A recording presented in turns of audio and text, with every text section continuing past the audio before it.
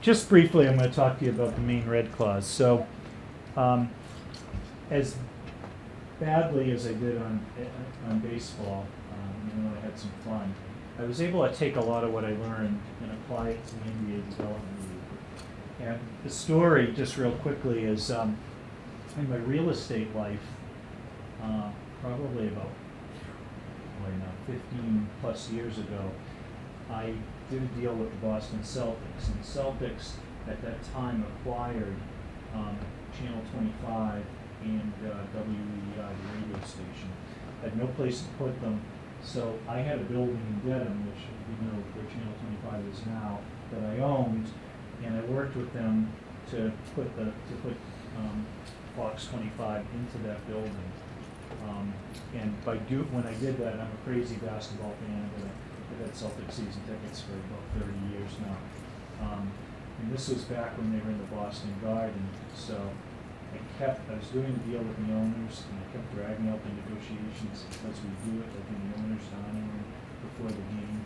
And I was like their adopted son, and they'd come in and there'd be Red Auerbach sitting across from me, and Dave Gavitt at the time, and the Celtics owners. But we put this deal together, and when I did that, I got to know two people. One was John Jennings, who was this is in the Larry Bird era, was the assistant coach of the team, and another one was a guy named Joe DiLorenzo, who was the chief financial officer. So, 15 years goes by, and John and Joe show up in my office and say, we're thinking about maybe doing this NBA development team. Do you want to help us? And I said, sure. That was my Tornadoes exit strategy, and I knew enough about putting the business model together to be dangerous. So we built this model for the Maine Red Claws up in Portland, Maine. And the differences basically, the biggest differences were, number one, I figured out that you really needed local people to be the primary owners of the team. And that was one of our weaknesses with the Tornadoes, was we had a Boston-based group, not a Worcester-based group. So we really put together a core of people in Portland to do it. And I guess, well, that was probably the key bit of learning that we had. So we put this Maine Red Claws group together. We were an affiliate of the Celtics and the Bobcats, and this year the 76ers joined us. Portland, I guess the other big thing, Portland is a really great minor league market because primarily it's its own media market. It has its own identity. In Worcester, people are watching Boston stations. Okay? In Portland, they're watching Portland stations, Portland radio stations, and reading Portland newspapers. So that helped. We did the local ownership. We put together a facility here that we didn't have to pay for. There's a facility called the Portland Expo. It's, I think, the oldest indoor arena in the country, owned by the city, about 3,000 seats. And what we did was we put a little bit of money in. So we put a couple of jumbotrons in. We improved the lighting and the sound. We put a parquet floor in. And did some locker room improvements, but we didn't have to sink a ton of money in. And then the NBA Development League model is a great model. So the league is owned by the NBA, affiliated with the NBA. The NBA basically pays a lot of the costs, and what we do is we run the team, we run the players, we hire the coaches, and we sell everything like we did in the Worcester model.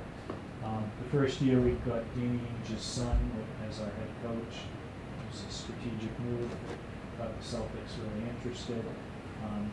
He was with us for our first 2 years.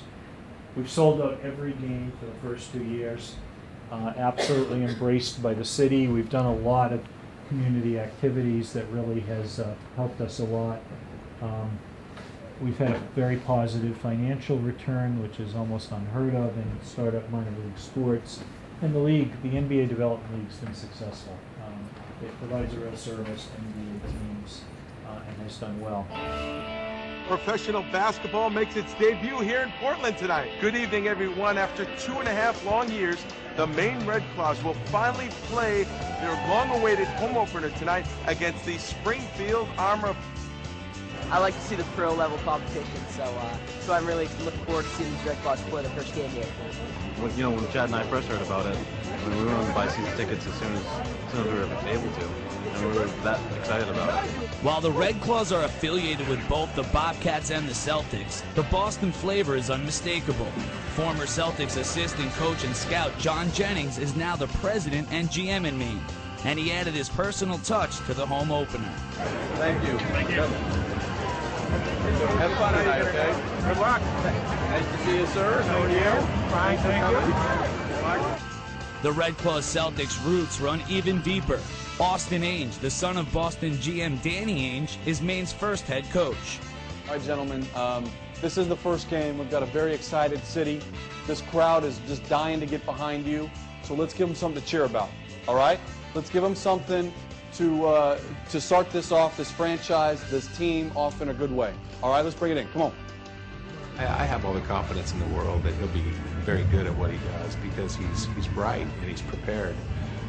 He's been through it before. Within about 2 or 3 years, he'll be much better than I would ever be.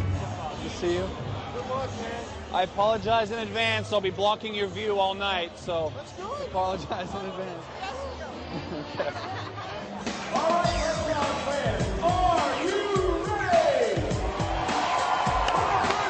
The sellout crowd got exactly what it was looking for as Maine jumped out to an early lead. So also on the fast break, take it second. You had Trey trailing. It's all right. Keep going hard. Bill, try to get open about right here. All right. Bill, just come up and go to the rim. All right. With high scorer Mario West leading the way, the Red Claws couldn't have asked for a better finish to its first game in Portland, a 102-79 victory. Hey, wait, you guys don't want to celebrate? I'm trying to have a little fun here. It was a great night all around. I thought the staff did just an unbelievable job with opening ceremonies, and it was fitting. I felt great, probably most for John Jennings with all the work he's put in, just kind of a great capper to a lot of hard work. We're really grateful for the fans that came out and to be a part of this, our first home game. And if they can continue to do that, man, we'll continue to go out there and play our best every night, man. We really appreciate the fans coming out.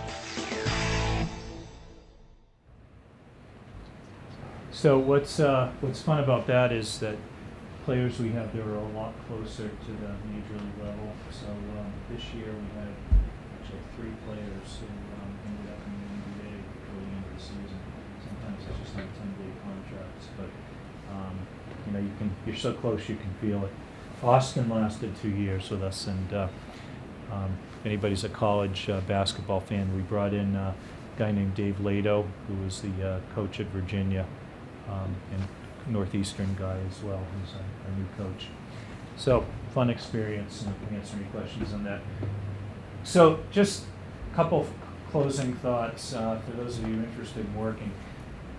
Most of the initial jobs involve selling, and in fact, everybody sells. That's the byword of minor league sports.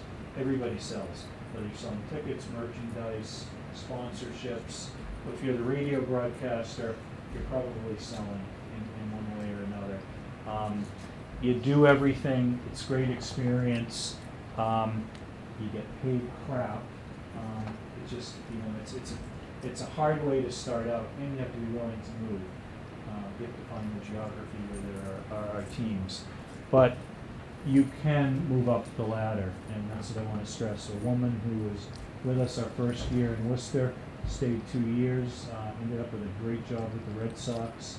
A woman who was with us for a couple of years ended up moving to the Diamondbacks.